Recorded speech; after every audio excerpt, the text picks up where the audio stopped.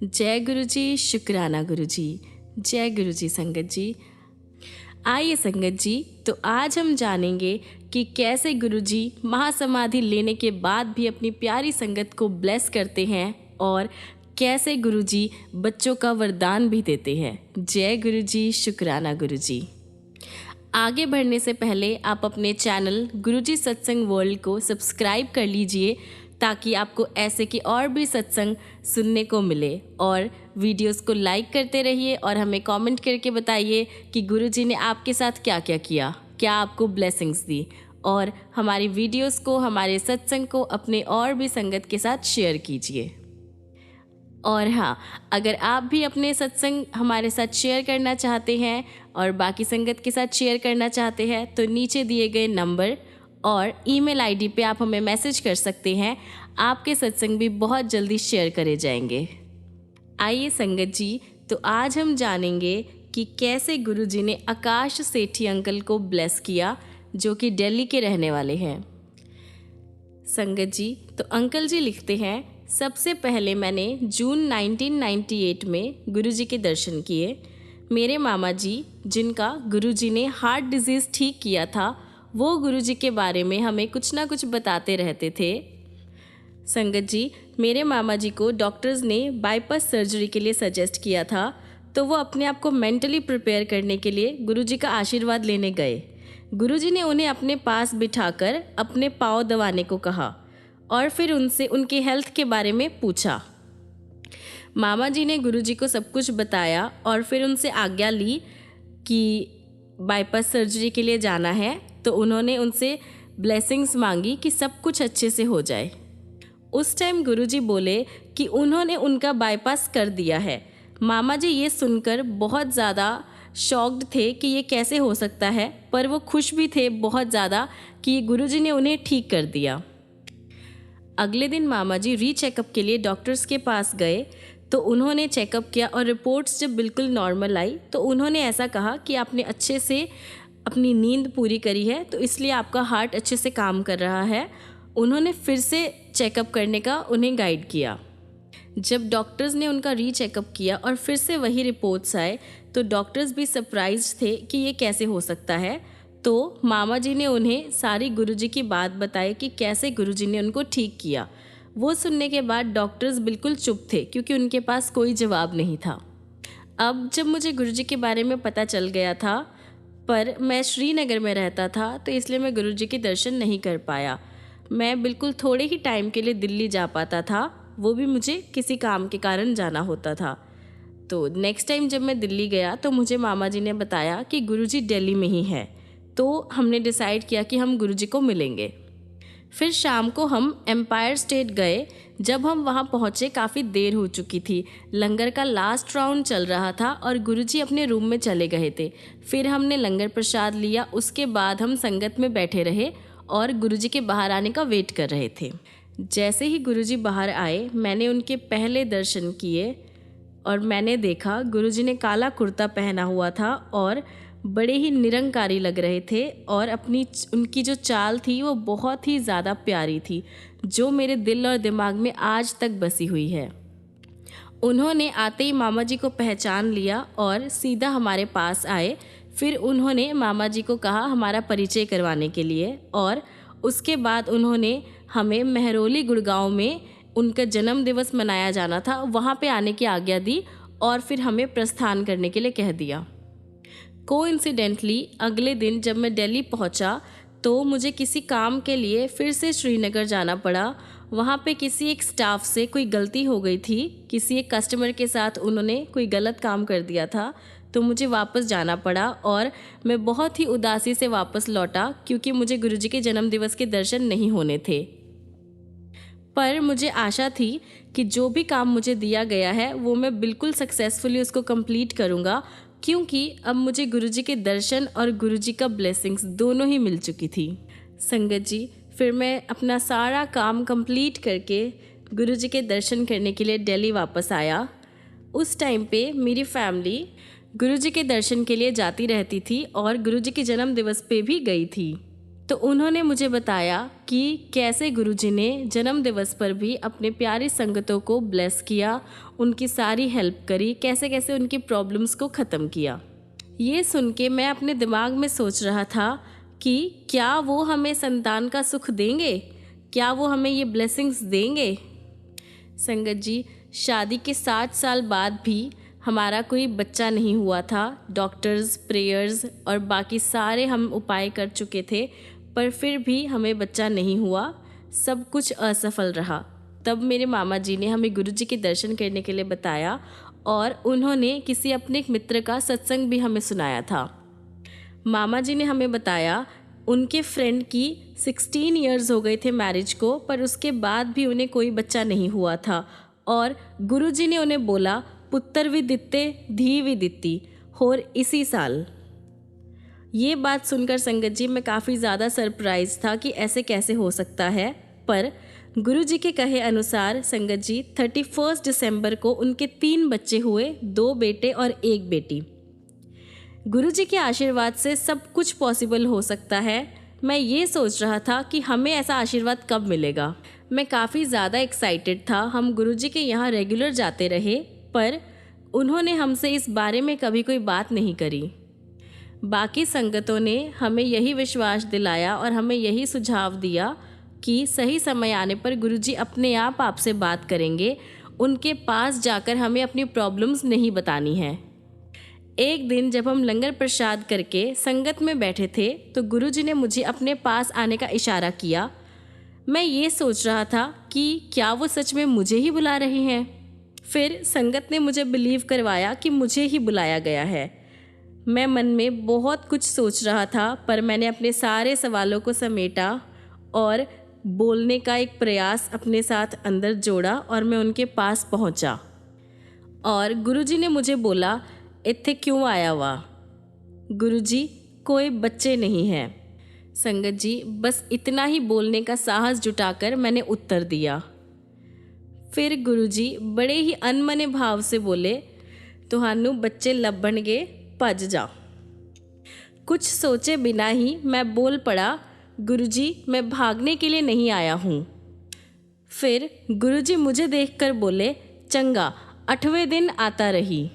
इस बात ने मुझे बहुत ज़्यादा चौंका दिया कि गुरुजी को कैसे पता कि मैं हर 8वें दिन ही आ सकता हूँ। उस टाइम मैं 8 डेज़ के पॉलीसाइकिल में काम करता था। 2 दिन सुबह, 2 दिन दिन में, 2 दिन रात को और फिर 2 दिन छुट्टी। इस कारण मैं फर्स्ट हॉलीडे जब होती थी तभी आना कंफर्टेबल था। हमने गुरुजी के दर्शन के लिए हर 8वें दिन जाना शुरू कर दिया था। संगत में बैठकर सबके एक्सपीरियंसेस सुनते थे तो हमें भी हौसला मिलता था कि गुरु कृपा कभी ना कभी हमारे ऊपर भी होगी, पर कब, हम खुद से ही सवाल करते रहते थे और बाकी सारी हमारी प्रॉब्लम्स अपने आप ही सॉल्व होती जा रही थी। संगत जी, मेरी वाइफ की जॉब भी परमानेंट हो गई थी और उसने अपने इंटरव्यू से पहले गुरुजी का आशीर्वाद लिया था और हमारी फाइनेंशियल कंडीशंस भी धीरे धीरे सही हो रही थी। संगत जी, हम लोग हर दिन बच्चे होने के अलग अलग ट्रीटमेंट्स, अलग अलग उपाय सब कुछ देख रहे थे, पर कुछ भी काम नहीं कर रहा था और डॉक्टर्स को भी कोई ज़्यादा उम्मीद नहीं थी। पर फिर भी डॉक्टर्स ने हमें इंसेमिनेशन का उपाय सुझाया। उन्होंने कहा कि अगर ये भी असफल रहता है, सक्सेसफुल नहीं होता है, फिर हम ट्रांसप्लांट का सोच सकते हैं, पर ट्रांसप्लांट बहुत ज़्यादा कॉस्टली होगा। संगत जी, उन्हीं दिनों मुझे अपने हायर ऑफिशियल्स से पता लगा कि मुझे एग्जीक्यूटिव MBA के एग्ज़ाम देने के लिए चुना गया है। जून 2000 में ये प्रोग्राम स्टार्ट होना था और इसकी ड्यूरेशन 1 ईयर की थी। मैं सोच में था और मेरी वाइफ इसके अगेंस्ट थी। उसका मानना ये था कि अगर मैंने ये प्रोग्राम ज्वाइन कर लिया तो 1 ईयर तक हमें बच्चे होने के लिए जो भी ट्रीटमेंट्स है वो सब हमें रोकने पड़ेंगे। फिर मैंने उसे कहा कि हम ये डिसीजन गुरुजी पर छोड़ देते हैं। तो जब हम गुरुजी से मिले, मैंने बहुत ज़्यादा साहस जुटाकर गुरुजी से बोला कि मुझे सुझाव दीजिए कि मैं क्या करूं। तो गुरुजी ने मुझे उत्तर दिया कि ऐसे चांसेस, ऐसे अवसर जीवन में बार बार नहीं मिलते, तो मुझे जाना चाहिए। पर ये सुनकर मेरी वाइफ काफ़ी ज़्यादा सैड हो गई थी। मैंने फिर एग्ज़ाम्स दिए, पर रिज़ल्ट्स आने से पहले काफ़ी सारी डिस्कशंस चलती रहती थी और उसमें मेरा नाम नहीं है रिज़ल्ट में, ये सुनकर मेरी वाइफ़ थोड़ी सी स्ट्रेस फ्री हो गई थी। इसी टाइम पे डॉक्टर्स ने 2 जून 2000 को हमें लास्ट बार फिर से इंसेमिनेशन ट्राई करने के लिए कहा, परंतु उन्हें चांसेस बहुत कम लग रहे थे, इसलिए उन्होंने कहा कि नेक्स्ट टाइम हम सेकेंड मेथड ही ट्राई करेंगे। ये सब जानने के बाद मैंने अपने ऑफिस में नोटिस दे दिया था कि मुझे आने में देर हो जाएगी, क्योंकि यहाँ पे मुझे 2-3 एनालिसिस करवाने थे, 2-3 बार मुझे चेकअप्स करवाने थे। और ये जान के जब मैंने ऑफिसर्स को बताया कि मुझे काफ़ी ज़्यादा लेट हो सकता है और अगर मुझे ज़्यादा लेट हुआ तो मैं नहीं आऊँगा, पर वहाँ पे हायर ऑफिशियल्स का मुझे ऑर्डर आया कि मुझे जितनी देर हो जाए चाहे, पर मुझे वहाँ पे आना ज़रूरी है। यहाँ हॉस्पिटल में काम ख़त्म होने के बाद मैंने अपने वाइफ़ का घर जाने का इंतज़ाम किया। उसके बाद मैं अपने ऑफ़िस पहुँचा तो मुझे पता चला कि मेरी MBA में सिलेक्शन हो चुकी है और इसकी कंफर्मेशन देने के लिए मेरे पास 2 दिन ही थे। अगले दिन जब हम गुरुजी के दर्शन के लिए गए और मैंने ये न्यूज़ गुरुजी को दी, संगत जी ये तो मेरा भ्रम था कि गुरुजी को हमें कुछ बताने की ज़रूरत है, गुरुजी को तो सब पता है। तो वो मुस्कुराकर बोले, फिर ते कल्याण हो गया। और मैंने सोचा मैंने तो गुरुजी को अपने MBA की बात बताई है, तो इसमें उन्होंने ऐसे क्यों कहा कि मैं धन्य हो गया। उस समय मुझे गुरुजी की बातें समझ नहीं आ रही थी। फिर मैंने गुड़गांव में MBA में एडमिशन ले ली थी और जब मैं फर्स्ट क्लासेस के बाद घर गया, उसी शाम को हम गुरुजी के दर्शन करने के लिए गए और लौटते हुए रास्ते में मेरी वाइफ़ ने प्रेगनेंसी टेस्ट लेने के लिए मुझे कहा और गुरुजी की बात का जो रहस्य था वो सुबह खुला जब मुझे मेरी वाइफ़ ने बताया कि वो प्रेग्नेंट है। संगत जी इतने अनसक्सेसफुल अटेम्प्ट्स के बाद गुरुजी की कृपा से हम इस बार सक्सेसफुल रहे। संगत जी फिर हम दोनों गुरुजी के स्वरूप के आगे बहुत ज़्यादा रोए, उनका बहुत ज़्यादा शुक्राना किया। उसी शाम को हम गुरुजी के पास गए और उनके चरण कमल छूकर जैसे ही मैंने गुरुजी को ये सूचना देने के लिए अपना मुंह खोलना चाहा, जैसे कि एक बार फिर से कि जानी जान को बताने की भूल करने जा रहा था, उससे पहले ही उन्होंने मुझे चुप करने का संकेत दिया और बोले, मैनू पता है। संगत जी 9 महीने बाद 31 जनवरी 2001 को मेरे घर में बेटा हुआ। जब वो 40 दिन का हो गया, उसे हम आशीर्वाद दिलाने के लिए गुरुजी के पास लेके गए। उस दिन आज्ञा लेते हुए गुरुजी ने मेरी पत्नी को बोला, पूनम आंटी होर मुंडा लेना है। मेरी पत्नी को काफ़ी ज़्यादा अचंभा हुआ कि गुरुजी ये क्या बोल रहे हैं, पर उन्होंने कोई जवाब नहीं दिया। उसके बाद जब भी हम गुरुजी के दर्शन के लिए जाते, गुरुजी हमेशा मेरी पत्नी से यही पूछते रहते थे। मेरी वाइफ़ ने कभी भी गुरुजी को जवाब तो नहीं दिया, पर वो हमेशा सोचती रहती थी कि इतने छोटा बच्चा होने के बावजूद वो सारा प्रोसेस फिर से कैसे किया जाएगा, तो उन्हें लगता था कि गुरुजी मजाक कर रहे हैं। फिर जून 2001 में मेरी MBA कंप्लीट होने के बाद मेरा जो ट्रांसफ़र है वो पश्चिम बंगाल में हो गया था, परंतु इतने छोटे बच्चे और अपनी वाइफ़ को दिल्ली में अकेले छोड़कर जाना मेरे लिए पॉसिबल नहीं था। तो मैंने अपने हायर ऑफिशियल्स को रिक्वेस्ट की कि ये सारी प्रॉब्लम्स है, मैं इन्हें अकेले छोड़कर नहीं जा सकता हूँ, पर कोई भी फ़ायदा नहीं हुआ, उन्होंने मेरी कोई बात नहीं सुनी। एट द मोमेंट मैंने यही सोचा कि मैं इनके सारे अरेंजमेंट्स कर देता हूँ मेरी वाइफ़ और बेबी के लिए और फिर मैं चला जाऊँगा। फिर कुछ दिन बाद हम गुरुजी का आशीर्वाद लेने गए। उन्होंने मेरी पत्नी को देखकर फिर से वही सवाल दोहराया, पूनम आंटी होर मुंडा लेना है। तो मेरी पत्नी ने झटाक से उत्तर दिया, अगर मेरे पति ही यहाँ से चले गए तो पुत्र कैसे होगा। गुरुजी मुस्कुराकर बोले कि ये तो एक टेक्निकल प्रॉब्लम है, गुरुजी उसे ख़त्म कर देंगे। और हम लोग गुरुजी का आशीर्वाद लेके घर वापस आ गए। संगत जी 2 दिन बाद मेरे कोऑर्डिनेटर का मुझे फ़ोन आया और उन्होंने मुझे बोला कि अगर तुम्हें इतनी ही प्रॉब्लम है जाने से तो तुम मुझे एक रिक्वेस्ट लेटर लिख के क्यों नहीं भेजते, मुझसे जो भी होगा मैं वो करूँगा। और मुझे पता था कि कोऑर्डिनेटर के मन में ये सारे थॉट्स डालने वाला कौन है। उसके बाद गुरुजी का जन्मदिवस 7 जुलाई 2001 से मैंने फिर से ऑफिस में काम करना शुरू कर दिया और मैं दिल्ली में 2 साल फिर और रहा। संगत जी, गुरुजी उसके बाद भी मेरी वाइफ से लगातार वही सवाल पूछते रहे। अप्रैल 2002 में फिर मेरी वाइफ ने उत्तर दिया कि जैसी आपकी इच्छा। और संगत जी, अगले दिन ही जब हमने प्रेगनेंसी टेस्ट किया तो मेरी वाइफ फिर से प्रेग्नेंट थी, और इस बार बिना किसी मेडिकल ट्रीटमेंट के। ड्यूरिंग प्रेगनेंसी मेरी वाइफ ने मुझे कहा कि इस बार तो बेटी ही होनी चाहिए, हम इस बारे में गुरुजी से निवेदन करेंगे। अगले दर्शन के टाइम जब वो गुरुजी के चरण स्पर्श कर रही थी, वो कहने ही वाली थी कि उससे पहले गुरुजी ही बोल पड़े, पहली बार मुंडिया ते दूजी बार भी मुंडिया। उसे अपना उत्तर मिल चुका था और 1 दिसंबर 2002 को उसने फिर से एक बेटे को जन्म, और गुरुजी ने उसका नाम करा इशुक। हमारी दूसरी संतान होने के बाद गुरुजी ने मेरी पत्नी से पूछा कि क्या वो पीएचडी करना चाहती है, तो उसने जवाब दिया कि 2 बच्चों के साथ गुरुजी ये सब पॉसिबल नहीं है। गुरुजी ने उसे अपना सुझाव दिया और बोले, पता है पीएचडी का मतलब क्या होता है? पागल होने का डर। संगत जी, गुरुजी के इस सुझाव का कारण हमें काफ़ी देर बाद समझ आया जब मेरा ट्रांसफ़र बॉम्बे हो गया था। मेरी वाइफ मेरे साथ पीएचडी शुरू करके ही लंबी हॉलीडेज़ लेके मेरे साथ रह सकती थी। फिर मैं अपने डॉक्यूमेंट्स लेकर गुरुजी के पास गया और गुरुजी को अपने ट्रांसफ़र के बारे में बताया, और उन्होंने मुझे जाने की आज्ञा दे दी। पहले साल तो मैं बॉम्बे में अकेला रहा। इस ड्यूरेशन में हम कई बार गुरुजी से मिलने आते रहे। जब हम गुरुजी के दर्शन करने आते थे तो गुरुजी ने मुझे कहा कि मैं अपने परिवार को भी अपने साथ ले जाऊं, नहीं तो वो एक और बेटा दे देंगे।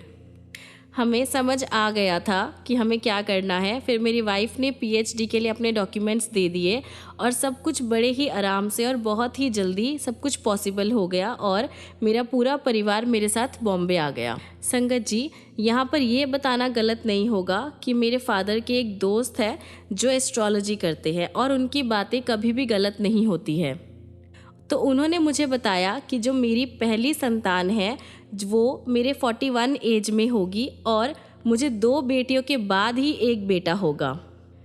इनसे एस्ट्रोलॉजी में कभी कोई गलती नहीं हुई। फिर मैंने उनसे सवाल किया कि कैसे गुरुजी के आशीर्वाद से मेरी पहली संतान 37 की एज में हुई और दूसरी 39 में, आप कैसे चूक कर गए?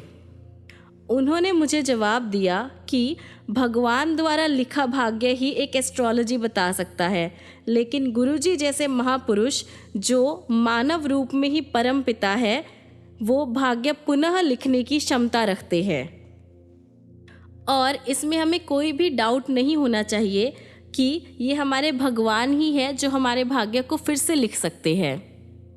संगत जी, इसके बाद फरवरी 2007 में जब मैं दिल्ली आया गुरुजी के दर्शन के लिए, जैसे ही मैं उनसे आज्ञा लेने के लिए झुका तो वो बोले, तो दिल्ली वापस आ गया?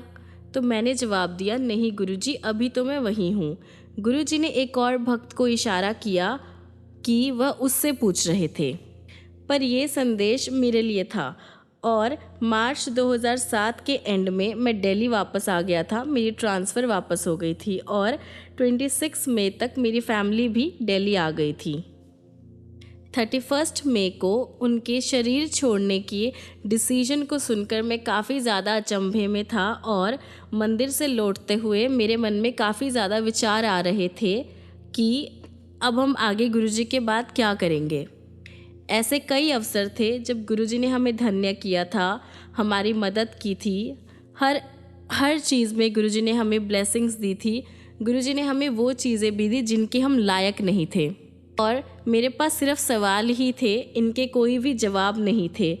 पर गुरुजी, उनके पास हर एक चीज़ का समाधान है, और ये मुझे काफ़ी दिनों बाद पता चला। ईयर 2005 से मैं इंटर कॉर्पोरेट बिजनेस कंपटीशन में पार्टिसिपेट करता था, और इस साल 2007 में ये कंपटीशन 1 और 2 जून को होने वाला था। गुरुजी के महासमाधि के बाद मुझे कुछ समझ नहीं आ रहा था, तो मैंने अपने मित्रों को फ़ोन करके कहा कि अब मुझ पर डिपेंड ना रहे, मुझसे कुछ नहीं हो पा रहा है। फिर मुझे एक साथी ने समझाया कि गुरु अपने शिष्य को कभी नहीं छोड़ते, शरीर छोड़ने के बाद भी। जैसे तैसे हमने कंपटीशन के 4 राउंड्स पार किए, और जब उनके रिज़ल्ट आने थे एंड वाले राउंड के, तो जब नाम अनाउंस हो रहे थे उसमें हमारा नाम नहीं आया। और फिर मैंने अपनी जेब से गुरुजी का चित्र निकाला और मैंने कहा कि अब यही होना था, क्योंकि आप थे तब बात कुछ और थी और आप अब नहीं हो। जैसे ही मैं गुरुजी का मुस्कुराहट भरा चेहरा देख रहा था, पीछे से एक साथी ने आकर बताया कि कंप्यूटर में मिस्टेक हो गई थी, रिजल्ट्स में हमारा नाम है।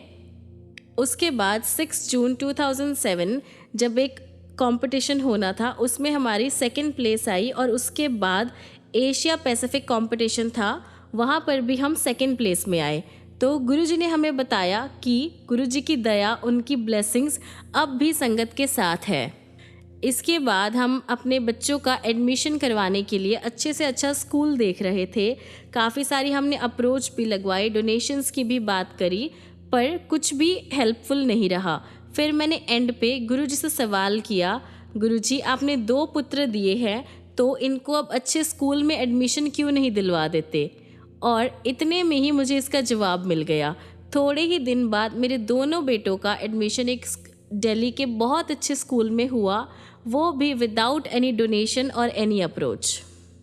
संगत जी, जब हम दिल्ली पहुँचे तो हमारे पास कोई ऐसा घर नहीं था जहाँ पे मेरी वाइफ और मेरे दोनों बच्चों को अपना काम करते हुए संभाल सके।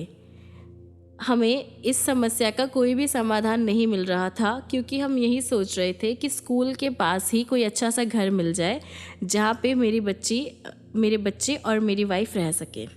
इस बार भी फिर से हमारी इच्छा के अनुसार एक चमत्कार हुआ। एक टीचर जिनके बेटे को स्कूल दूर होने के कारण काफ़ी दिक्कत होती थी स्कूल आने जाने में, तो उन्होंने अपना घर खाली कर दिया। और इसमें आश्चर्य की बात ये थी कि किसी और टीचर ने या किसी ने भी ये नहीं कहा कि ये घर हमें चाहिए। और उसके बाद हमने वो घर लिया और वहाँ पे मेरी वाइफ और मेरे बच्चे बिना किसी प्रॉब्लम के रहे। संगत जी, गुरुजी के अलावा या गुरुजी की प्यारी संगत के अलावा ये सारी हेल्प या ये सारे चमत्कार कौन कर सकता है? मैंने परमपिता गुरुजी के साथ जो भी एक्सपीरियंसेस हुए उन सबको काफ़ी डिटेल में लिखा है और अब मैं इसे यहीं पे समाप्त करना चाहता हूँ। मेरी गुरुजी से यही प्रार्थना है कि गुरुजी सदा हमारे और सभी भक्तों पर सुख, समृद्धि और ब्लेसिंग्स देते रहे। और मैं उनसे हमेशा यही प्रार्थना करता हूँ कि मुझे अपनी संगत होने के योग्य बनाए रखे। जय गुरुजी, शुक्राना गुरुजी। जय गुरुजी, शुक्राना गुरुजी। तो संगत जी, आपने सुना कि कैसे गुरुजी ने अंकल जी को ब्लेस किया, कैसे उनकी सारी फैमिली को ब्लेस किया। तो संगत जी, आज के सत्संग को हम यहीं पर विराम देते हैं और ख़त्म करने से पहले आइए गुरुजी का मंत्र जाप करते हैं। ओम नमः शिवाय, शिवजी सदा सहाय। ओम नमः शिवाय, गुरुजी सदा सहाय। ओम नमः शिवाय, शिवजी सदा सहाय। ओम नमः शिवाय, गुरुजी सदा सहाय। ओम नमः शिवाय, शिवजी सदा सहाय। ओम नमः शिवाय, गुरुजी सदा सहाय। ओम नमः शिवाय, शिवजी सदा सहाय। ओम नमः शिवाय, गुरुजी सदा सहाय। ओम नमः शिवाय, शिवजी सदा सहाय। ओम नमः शिवाय, गुरुजी सदा सहाय। जय गुरुजी, शुक्राना गुरुजी। संगत जी, मिलते हैं अगली वीडियो में अगले सत्संग लेकर, अगले गुरुजी के ऐसे चमत्कार लेकर। तब तक के लिए गुरुजी आपको ऐसे ही ब्लेस करते रहे, आपकी लाइफ को खुशियों से भरते रहे। जय गुरुजी, शुक्राना गुरुजी। जय गुरुजी संगत जी।